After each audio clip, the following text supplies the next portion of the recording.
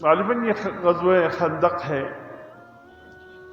تو حضور صلی اللہ علیہ وسلم نے مدینے کی گلیوں میں دیکھا کہ فرشتے سر بکف تیاری کی حالت میں گوئے دکھانے کے لیے اسلحہ زیب تن کیے ہوئے، ورنہ ایک فرشتے کی تو اللہ نے انگلی میں جو طاقت دی ہے، دنیا بھر کے اسلحہ ایک طرف، ایک فرشتے کی ایک انگلی کی طاقت دوسری طرف، صرف بتانے کے لیے۔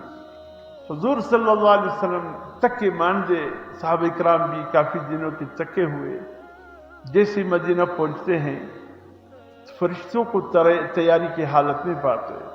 حضور صلی اللہ علیہ وسلم پوچھتے ہیں جبرائیل خیر ہے؟ فرمایا اللہ کے رسول آپ کا کیا ارادہ ہے؟ آرام کرو گے یا آگے اللہ کا حکم ہے خیبر کی طرف جانے کا؟ اس لیے کہ خندق میں یہودیوں نے بہت غلط کردار ادا کیا، بہت ہی زیادہ غلط کردار ادا کیا۔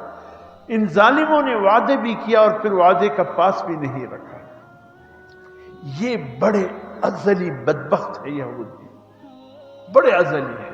امت مسلمہ کے ایسے دشمن ہیں کہ دشمنی کی انتہا ہے۔ قرآن حکیم کی سورت، قرآن حکیم کی پارہ، چھٹا پارہ، چھٹے پاری کی بالکل آخری آیت اٹھا کر کے دیکھے، اللہ پاک فرماتے ہیں لَتَجِدَنَّ أَشَدَّ النَّاسِ عَدَاوَةً لِلَّذِينَ آمَنُوا الْيَهُودِ، اہل ایمان کے ساتھ سب سے زیادہ بغض اور نفرت دنیا بھر کی قوموں میں اگر کسی قوم کا ہے تو وہ یہودی۔ اشد الناس یعنی عداوت میں، نفرت میں، بغض میں، حسد میں سب سے زیادہ بدترین قوم خود اللہ فرماتے ہیں یہودی۔ یہودیوں سے تو کبھی بھی یہ آپ یعنی ان پر کبھی بھروسہ ہی مت رکھیں کہ یہ کبھی آپ کے دوست ہو سکتے۔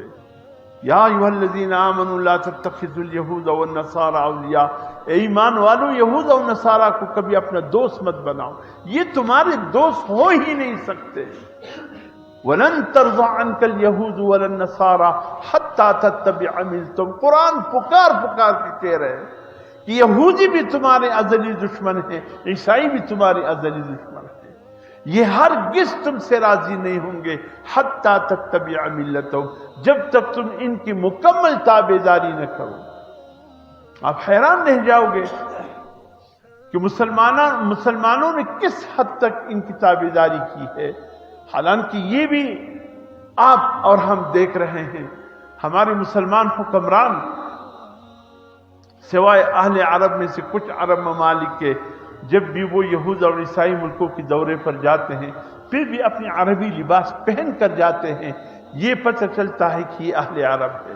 لیکن باقی جتنی مسلمان ممالک ہیں ان کے سربراہ جب بھی یورپ یا امریکہ یا ان یہودی عیسائی لابیوں کی طرف جاتے ہیں، دورہ کرتے ہیں، انہی کی لباس میں جاتے ہیں، انہی کا لباس پہن کر جاتے ہیں، ہو بہو ان جیسی مشابہت ہے، یعنی صورت بھی ان جیسا لے کر کے، صورت بھی ان جیسا لے کر کے، انہی کی لباس، انہی کا طرز عمل، انہی کے کانے کا طرز لے کر جاتے ہیں، لیکن پھر بھی وہ خوش نہیں ہے مسلمان سے۔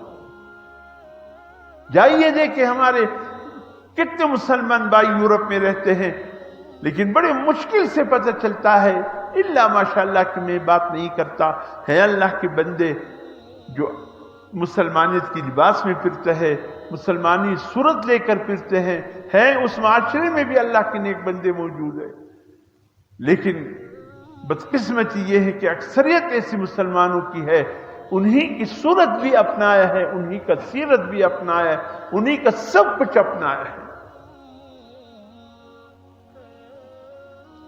لیکن اس کے باوجود وہ مسلمانوں سے راضی نہیں۔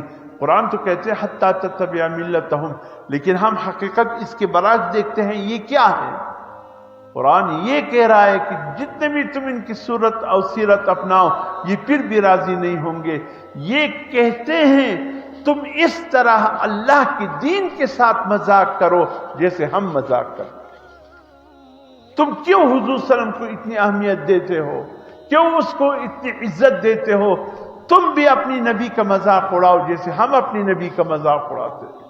تم بھی اللہ کی الہامی کتاب قرآن کو کیوں عزت عظمت کی نظر سے دیکھتے ہو؟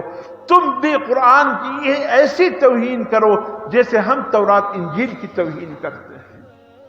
تم بھی انبیاء کی توہین کرو جیسے ہم کرتے، تم بھی الہامی کتابوں کی توہین کرو جیسے ہم کرتے۔ تم دین کو دین ہی مت سمجھو، اس کی مذاق اڑاؤ جیسے ہم اپنی دین کا